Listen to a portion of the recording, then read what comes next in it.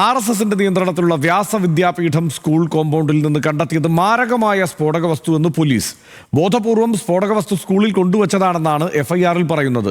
RSS കാര്യാലയം raid ചെയ്യണമെന്ന് CPIM, ശക്തമായ അന്വേഷണം വേണമെന്ന് കോൺഗ്രസും ആവശ്യപ്പെട്ടു.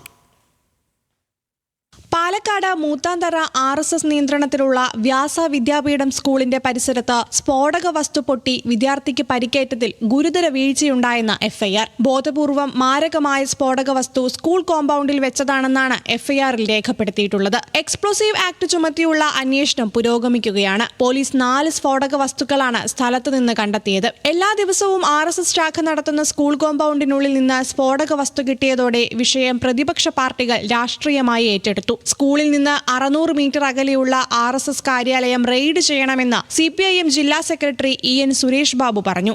RSS ഇത് വരും ദിവസങ്ങളിൽ പാലക്കാട് പ്രധാനപ്പെട്ട കേന്ദ്രങ്ങളിൽ ഉഗ്രമായ കലാപങ്ങളും സ്ഫോടനങ്ങളും നടത്തുന്നതിന് വേണ്ടി ഒരുക്കുകൂട്ടിയ ആയുധശേഖരവും ബോംബുകളുമാണ് എന്നാണ് ഞങ്ങൾക്ക് പറയാനുള്ളത്. ഇതിൻ്റെ ഭാഗമായി RSSന്റെ കാര്യാലയം റെയ്ഡ് ചെയ്യണം. RSSന്റെ പ്രധാനപ്പെട്ട നേതാക്കളുടെ വീടുകൾ ഈ കാര്യത്തിന് വേണ്ടി റെയ്ഡ് ചെയ്യണം. അപ്പോഴറിയാം ഇത് എവിടെ നിന്നാണ് കിട്ടി എന്നുള്ളത് വളരെ വ്യക്തമാകും. സ്ഫോടക വസ്തു BJP തദ്ദേശ തിരഞ്ഞെടുപ്പിന് മുൻപ് ആളുകളെ ഭീതിപ്പെടുത്താൻ സൂക്ഷിച്ചതാണെന്ന് DCC പ്രസിഡന്റ് A തങ്കപ്പൻ.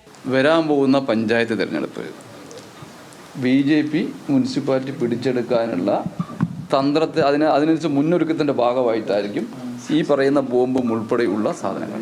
അതിനകത്ത് ഒരു പാർട്ടിക്കും പ്രവേശിക്കുന്നില്ല. അവർ BJPയുടെ RSSന്റെ മാത്രം കേന്ദ്രമാണ് അവിടെ.